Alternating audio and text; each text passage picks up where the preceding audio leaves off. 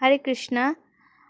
তো আগের ভিডিওটা পুরো ভিডিওটা হয়নি, তো ছোট এই পরের ভিডিওতে এই ভিডিওতে আমি এখন পুরোটাই বলছি। হরে কৃষ্ণা। তো সেখানে এক দানব বিষ্ণুকে নিদ্রিত দেখে মনে করল বিষ্ণু ভয়ে শয়ন করে আছে। দানবের এই চিন্তার কারণে বিষ্ণুর দেহ থেকে এক কন্যা উৎপন্ন হলো, তার নাম উৎপন্না একাদশী। সেই মূঢ় দানবকে বধ করল।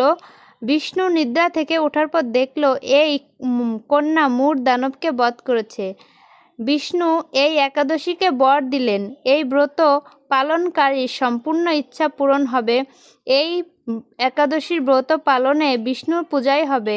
এই ব্রত পালনকারীর শত্রু বিনাশ, পরম গতি এবং সর্বসিদ্ধি লাভ হবে। এই একাদশীর উৎপত্তি কোথা থেকে হলো তা শ্রবণ কীর্তনে শ্রী হরির আশীর্বাদ লাভ হবে। হরে কৃষ্ণা। এই হচ্ছে একাদশীর মাহাত্ম্য। তো পরের দিন পালনের সময় হচ্ছে পশ্চিমবঙ্গের সময় 9টা 11 থেকে 9টা 31 পর্যন্ত, আর বাংলাদেশ সময় 9টা 42 থেকে 9টা 53 পর্যন্ত। হরে কৃষ্ণ। হরি বল।